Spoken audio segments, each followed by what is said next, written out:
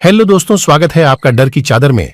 आज हम आपके लिए जो कहानी लाए हैं वो एक भयानक और सच्ची घटना है जो हमारे सब्सक्राइबर श्री मुकेश जी के साथ घटी थी। इस सच्ची घटना को सुनने के बाद मेरे तो रोंगटे खड़े हो गए थे। मैंने तो कभी सोचा भी नहीं था कि होली यानी रंगों का त्योहार, जिसका हम सभी बेसब्री से इंतजार करते हैं, जो सभी के लिए खुशियां लाता है, वो त्योहार किसी के लिए डर भी ला सकता है। आइए जानते हैं कैसे। सुनते हैं मुकेश जी की आप बीती उन्हीं की आवाज में। हेलो फ्रेंड्स, मेरा नाम मुकेश है। मैं पेशे से एक ऑटो ड्राइवर हूँ। हाँ, सही सुना आपने, ये मेरी आप बीती है। होली में सबके हाथ गुलाल से भरे होते हैं, सबकी हथेलियाँ रंग बिरंगी और चेहरों पर खुशियाँ फैली होती हैं। मेरी भी हथेलियाँ रंगों से भरे होते हैं, पर इसके साथ ही मेरा मन एक पुराने अतीत से भरा रहता है। जो उस रात का डर हर साल होली पर मेरे मन को घेर लेती है।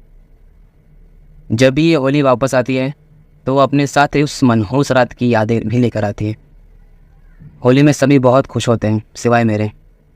मैं भी क्या करूं, वो रात भुलाए नहीं भूलती। बात आज से 3 साल पहले की है। रात के 2 बज रहे थे। सब कुछ नॉर्मल था। मैं हमेशा की तरह ऑटो स्टैंड पे अपनी ऑटो में बैठकर सवारी का इंतज़ार कर रहा था और सोच रहा था कि कल होली है, कल होली में क्या स्पेशल किया जाए। कि तभी अचानक बिन मौसम बारिश होने लगी और घना अंधेरा छा गया। बादल रह रहकर गरज रहे थे। थोड़ी थोड़ी देर पर बिजली चमकती तो आसपास की चीज़ें दिखाई पड़ती थी, वरना हाथ को हाथ दिखना भी मुश्किल हो गया था।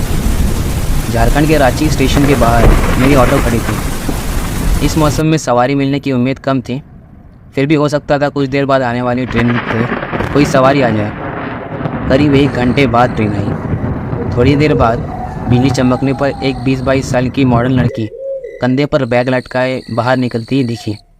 वह सीधे मेरे ऑटो के पास पहुंची और बरेतू जाने को कहा। तो मैंने कहा कि मैडम, रात का वक्त है, इसलिए वहां चलने पर 500 रुपये लूँगा, नहीं तो 2-4 घंटे इंतज़ार कर लीजिए, सुबह 100 रुपये में ले चलूँगा आपको। लड़की बोली, अभी 200 रुपये रखो, बाकी वहाँ पहुँच कर दूँगी, और ऑटो में बैठ गई। मैंने भी ऑटो बढ़ा दिया।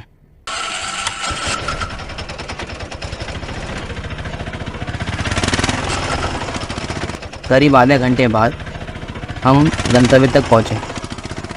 एक घर के बाहर लड़कियों ने गाड़ी रुकवाई और घर से पैसे लेने की बात कहकर अंदर चली गई। मैंने काफ़ी देर तक वहाँ उसका इंतज़ार किया, पर वह नहीं लौटी। मैं अकेले बैठे बैठे परेशान हो गया। तब मैंने उसी घर का दरवाज़ा खटखटाया जिसमें वह लड़की गई थी।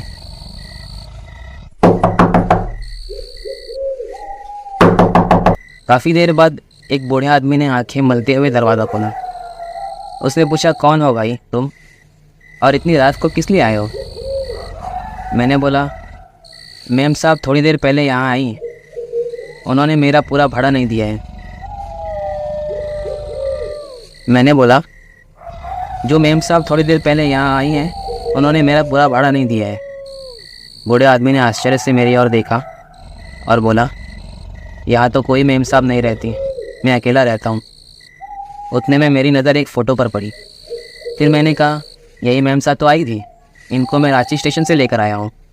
बूढ़ा आदमी बोला, ऐसा नहीं हो सकता, तुम्हें कोई गलतफहमी हुई होगी।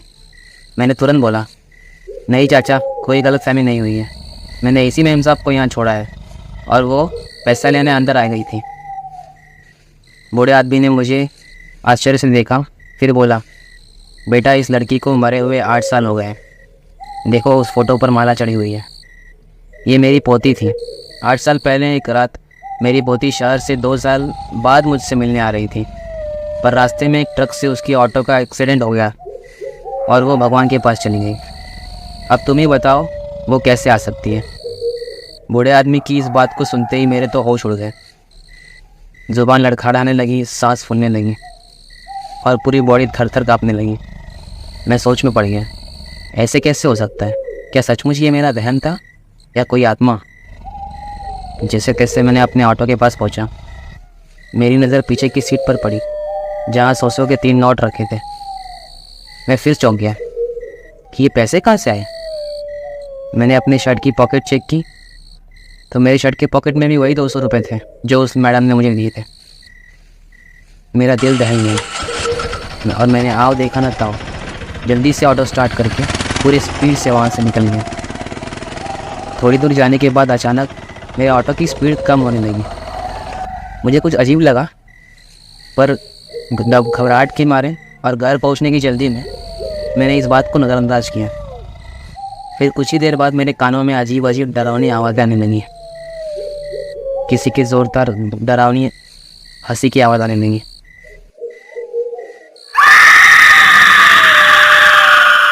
मैंने सोचा शायद फिर मुझे कोई भ्रम हुआ होगा। मैंने ऑटो की स्पीड फिर से बढ़ा दी। जैसे ही मैंने स्पीड बढ़ाई, मेरे कानों में किसी लड़की की रोने की आवाज़ आने लगी।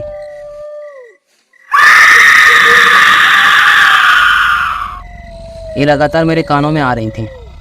मैंने डरते हुए बैक मिरर में देखा तो पीछे वाली सीट पर वही लड़की बैठी थी और मुंह छुपा के रो रही थी।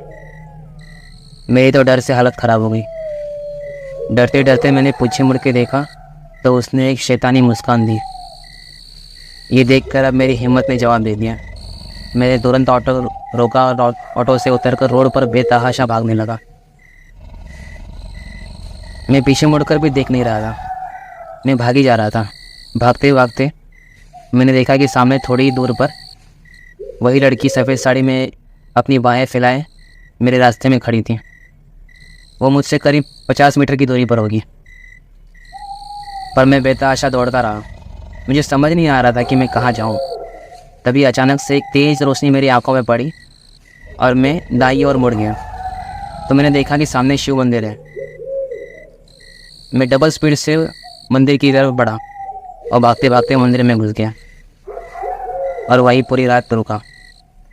फिर सुबह हुई, सब कुछ शांत हुआ। तब मैं अपनी ऑटो लेने उसी जगह पहुंचा तो वहाँ का मंजर देख के मेरे रोंगटे खड़े हो गए। एक ट्रक ने मेरी ऑटो का चिथड़ा चिथड़ा उड़ा दिया था। मेरा मन बहुत दुखी हो गया अपनी ऑटो की इस हालत को देखकर। तब मुझे दादी की बात याद आई कि जब किसी इंसान की इच्छा अधूरी रह जाती है और अकाल मौत हो जाती है, उनकी आत्मा उसी समय में फंस जाती है और उसी घटना को दोहराते रहती है। इसलिए रात को हमें सावधान रहना चाहिए। मैंने खुद को संभाला और मेरी जान बचाने के लिए भगवान को शुक्रिया अदा किया। इस घटना ने मेरी पूरी ज़िंदगी बदल दी और इस दिन से मैंने रात में ऑटो चलाना ही छोड़ दिया। तब से यह होली रंगों और खुशियों के साथ साथ मेरे लिए डर भी लेके आती है। दोस्तों, आशा है आपको ये कहानी पसंद आई होगी। ऐसी ही डर भरी कहानियां सुनने के लिए हमारे चैनल को सब्सक्राइब करें। धन्यवाद।